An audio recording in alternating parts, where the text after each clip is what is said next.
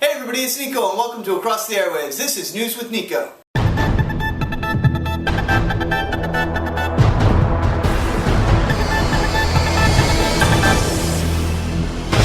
got a great show for you today. I'm back after taking a week off to spend some time with my granddad and also to cool off after Google AdSense pissed me off last week. If you want to see my rant, check out the annotation. Anywho, on today's episode I will be discussing the release of an amazing Comic-Con documentary, Community getting a release date, and the CW's Hunger Games-like show, and looking at whether or not I think it's a ripoff. I also continue the new rapid fire section to close out the show. Just a reminder, check out our weekly long-form podcast entitled Across the Airwaves, available on iTunes, or visit us at acrosstheairwaves.com. Join the conversation on Twitter, Facebook, or email at acrosstheairwaves@gmail.com, or leave me a comment or a video response. Let's get things rolling today with our first news article. Comic-Con Episode 4, A Fan's Hope trailer is released. It was announced this week that Morgan Spurlock's Comic-Con Episode 4, A Fan's Hope documentary will be released in theaters and video on demand April 6th, with a multi-city tour of the film kicking off on April 5th in Atlanta. Presented by Stan Lee, Joss Whedon, and Harry Knowles, Comic-Con Episode 4, A Fan's Hope takes a behind-the-scenes look at the annual event where fans gather in San Diego, California to geek out over comics, video games, television, and movies. As a huge television, film, comic book, and sci-fi geek, Comic-Con is something I have always wanted to experience. Luckily, now that I live in LA and am close enough to do so, I have submitted my application to be a volunteer this year at Comic-Con, and just recently learned that I will be attending as a volunteer.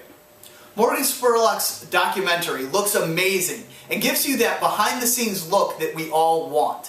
Everybody's favorite comic book fat man, Kevin Smith, also guest stars. For tour dates and a link to the trailer, check out the links in the description. Moving on, Community has a return date. NBC has finally gotten their heads out of their asses and decided to bring Community back to our TV screens every Thursday night. Starting March 15th, Community will return to Thursday at 8 p.m. But with Community returning, it means NBC's other shows have to scoot out of the way and play musical chairs. When the music stopped this morning, Parks and Recreation was left standing and will take a 5-week break before it returns on April 19th. 30 Rock will move to the 8:30 slot, and The Office will stay put at the 9 p.m. slot. Up All Night will run straight through to the conclusion of its 24-episode order before it gives way to Parks and Recreation on April 19th. Let me just say, I am super excited that Community is finally returning.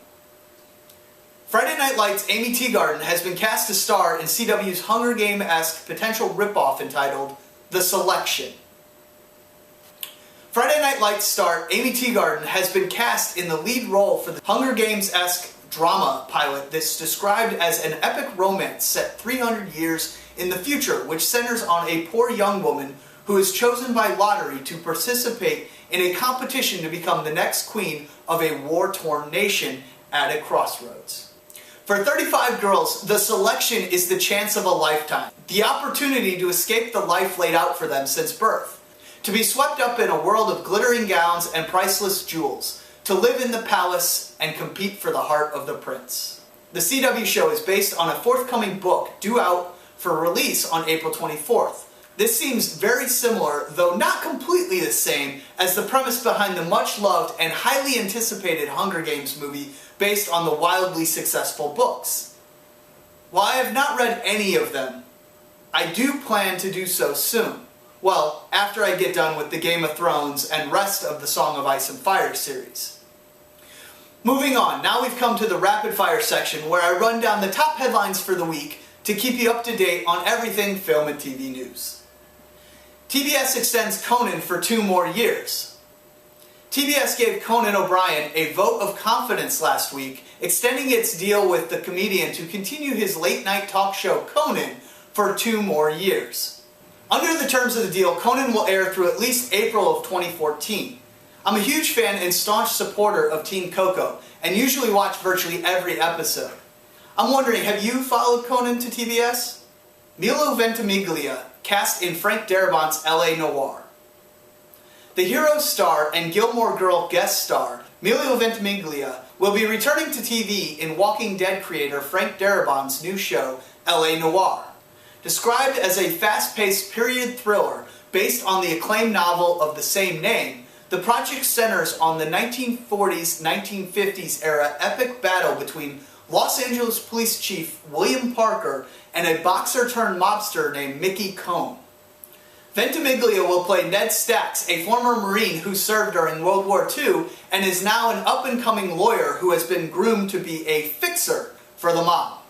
This show could be amazing, or it could be like many of the other period piece shows that have tried to capture the magic of Mad Men and failed. I hope this is successful because a noir series sounds awesome, especially after the critical success of the Castle Noir episode a few weeks ago. Fox has ordered a superhero animated show from Patton Oswalt.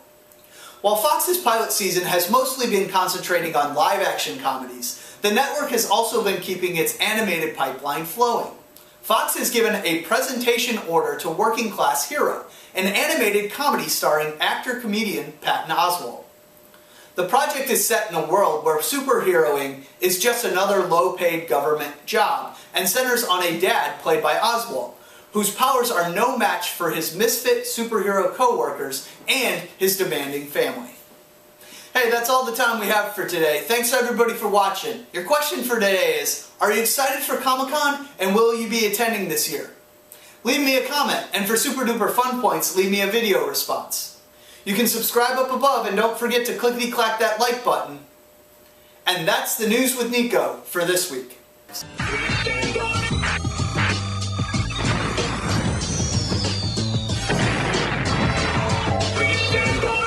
We now return to our regularly scheduled program. Who's a good girl?